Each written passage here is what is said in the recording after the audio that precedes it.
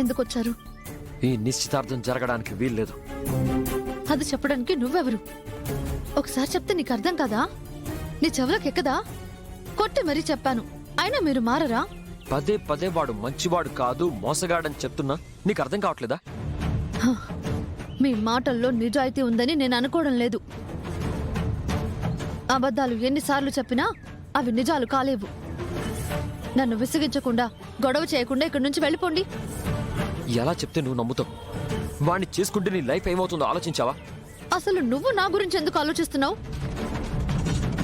నాకు నువ్వు ఏమవుతావు? నేను నీ బంధువుని, నాకు నువ్వు ఆత్మ బంధువువి. మా అమ్మని అక్క అని పిలిస్తేను, ఖుషి పాపని ఫ్రెండ్ అంటేను నువ్వు మా రిలేటివ్వి అవ్వలేవు.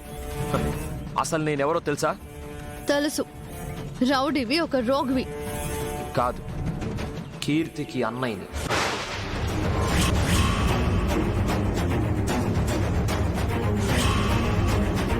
ఎక్స్ఎమ్మెల్యే బసవరాజు గారి చిన్న కొడుకుని.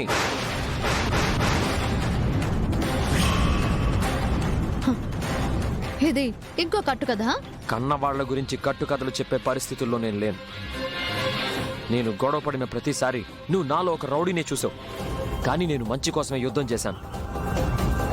నేను నా అనుకుంటే ఎక్కడి వరకైనా వెళ్తాను, నా వాళ్లే అనుకుంటే ఎంతకైనా తెగిస్తా. అలాంటిది నీ జీవితం నాశనం అవుతుంటే చూస్తూ ఊరుకుంటానా? చూడు, నువ్వు ఎన్ని చెప్పినా నేను నమ్మలేను.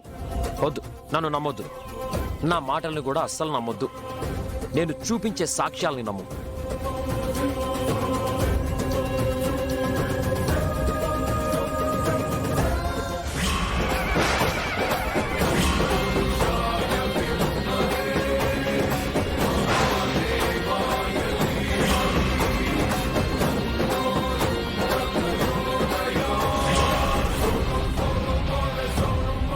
ఇప్పటికైనా వీడేంటో తెలిసిందా?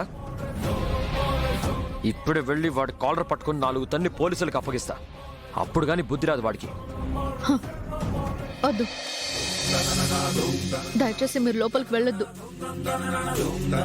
ఇది నా ప్రాబ్లం, నేనే సాల్వ్ చేసుకుంటాను. వాడు మాటలతో వినే రకం కాదు, మాయగాడు. వాడిని 4 తంతేనే వాడికి బుద్ధి వస్తుంది.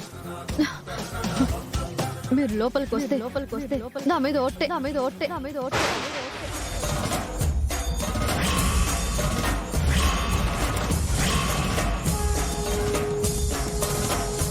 మీరు ఇక్కడ ఉండొద్దు, వెళ్ళిపోండి. నా మాట మీద మీకే మాత్రం గౌరవం ఉన్నా